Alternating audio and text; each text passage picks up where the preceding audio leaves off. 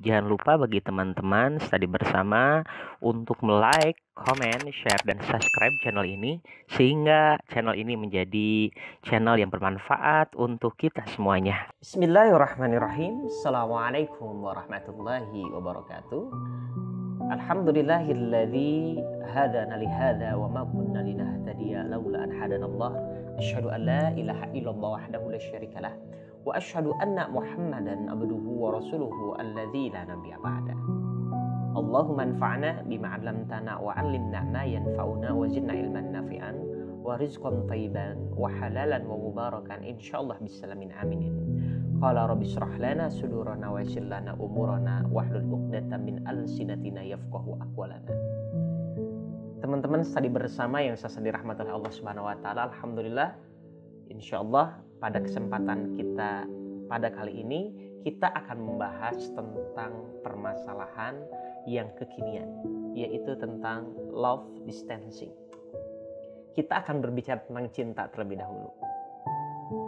Cinta yang selalu semerbak dalam hati. Cinta yang selalu menjadikan pusat pemikiran kita selalu terbayang. Bahkan telinga kita terngiang-ngiang suaranya. Bahkan menjadikan pikiran kita yang difikirkan adalah dirinya. Tetapi pada hakikatnya, ketika kita membahas tentang masalah cinta, yang ternyata cinta yang kita berikan bukan kepada cinta yang sebenarnya dan bukan kepada orang yang tepat yang harus kita cintai. Bahkan langkah-langkah yang dijalankan, berarti selama ini cinta yang diberikan adalah cinta yang akan mengakibatkan kezaliman. Cinta yang akan mengakibatkan rasa sakit dalam hati. Cinta yang dapat mengakibatkan pikiran kita semakin depresi. Karena yang difikirkan adalah dirinya yang seolah-olah dia memberikan harapan dan penjagaan untuk memelihara hati kita. Tetapi pada hakikatnya apa? Menghancurkan dengan perlahan, berkeping-keping jadinya. Teman-teman Study Bersama yang dirahmati oleh Allah Subhanahu wa taala, ini dikhususkan bagi teman-teman yang sedang pacaran. Apalagi di tengah-tengah pandemi COVID-19 ini, bahwasannya love distancing adalah salah satu solusi terbaik yang benar-benar diberikan di dalam materi ini.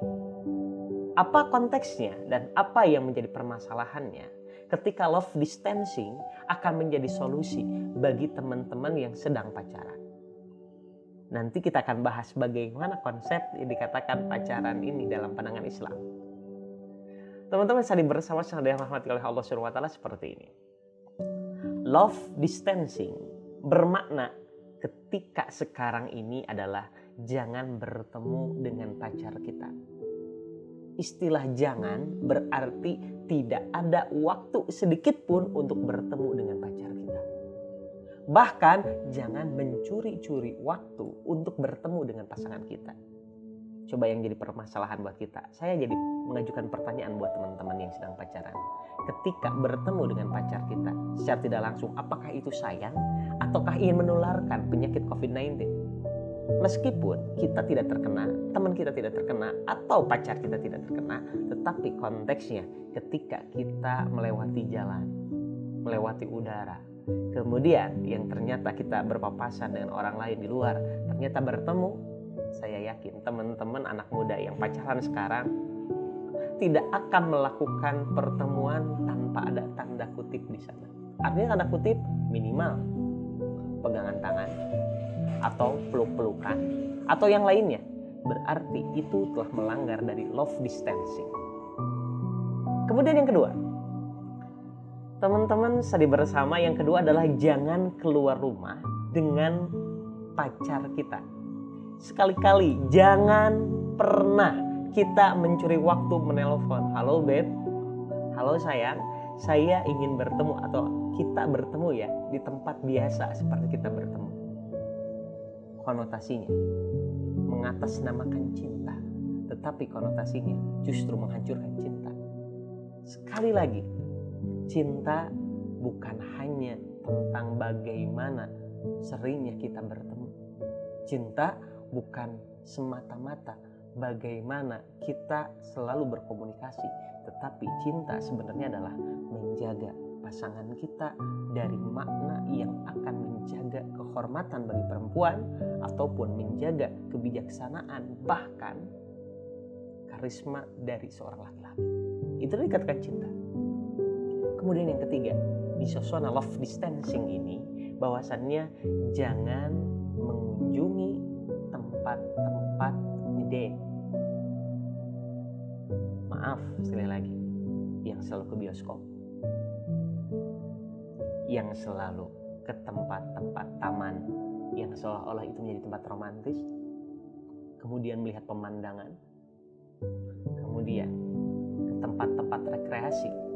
Sekali lagi yang jadi permasalahan buat kita, salah besar ketika kita mengatasnamakan cinta, tapi konotasinya ketika kita mengatakan aku sayang sama kamu, kemudian diterima oleh pasangannya, jadianlah.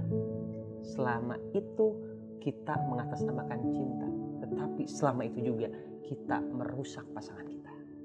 Bagi laki-laki pasti merusak pasangan kita. Karena kenapa?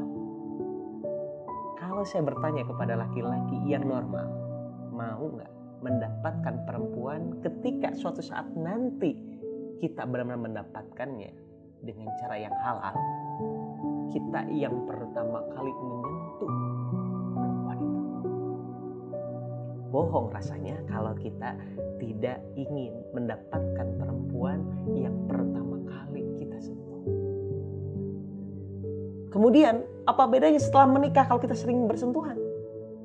Bukan hal yang surprise, bukan hal yang dikatakan yang benar-benar memberikan perasaan yang fall in love, bukan. Karena sudah biasa. Karena kalau sudah biasa, artinya kita berbuat kemaksiatan. Jadi ketika nanti telah menikah, apa yang terjadi? Yang terjadi adalah perbuatan yang biasa dilakukan ketika pacaran. Saya bertanya kepada perempuan, senang ketika ada orang menyatakan cintanya? Meskipun belum waktunya, masih waktu SMA, bahkan waktu kuliah, yang mana mengatasnamakan mau nggak engkau jadi pacar aku.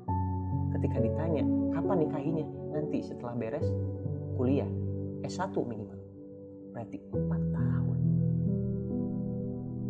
Selama itu kita mengorbankan kehormatan kita kepada pasangan yang kita cintai, yang benar-benar mengatasnamakan cinta, yang benar-benar mengatasnamakan sayang. Tetapi kalau sayang kenapa meninggalkan? Tetapi kenapa kalau cinta malah merusak? Tetapi kenapa kalau cinta malah menzalimi? Saya yakin banyak perasaan wanita yang benar-benar dizalimi. Dizalimi kenapa? Benar-benar dizalimi perasaannya, dizalimi hatinya, dizalimi pikirannya, bahkan dizalimi bahwasannya fokus dia dalam masalah ibadah, yang seharusnya terfokus kepada Allah untuk beribadah, tetapi yang dalam pikirannya seharian ketika diputuskan, yang dipikirkan adalah pasangannya yang begitu jahat memutuskannya. Makanya jangan sekali-kali bermain dengan cinta yang belum waktunya. Kemudian dalam love distancing ini tidak boleh berjabat tangan dengan pasangan kita atau pacar kita yang bukan mahramnya. Saya yakin kalau orang pacaran pasti pasangan kita atau pacar kita itu bukan mahram kita, karena konteksnya masih pacaran. Tetapi kalau sudah menikah, mau di apapun juga itu terserah, karena konteksnya yang dulunya diharamkan menjadi halal. Beda halnya, setan sekarang selalu merasuki kepada pasangan yang sedang pacaran itu adalah bagaimana dia melakukan dari pertama kali bertemu, kemudian sampai akhirnya nanti melakukan sesuatu yang na'udzubillah, dilarang oleh agama, bahkan termasuk dosa besar perzinahan. Itu adalah bisikan setan yang selalu merasuki dalam pikiran manusia, selalu merasuki bahwasannya setelah ini apa, setelah pegangan apa, pelukan, setelah pelukan apa, maaf, mungkin ciuman, setelah ciuman apa, mungkin yang lainnya yang lebih apa, yang lebih parah. Bahkan ada anak-anak muda yang mengatakan seperti saat ini, kalau pacaran tidak melakukan itu berarti maaf, kamu sudah ketinggalan zaman. Na'udzubillah. Kiblat kita kemana? Apakah kiblat kita ke Islam? Kalau kiblat kita ke agama kita yaitu Islam, Islam tidak mengajarkan seperti itu.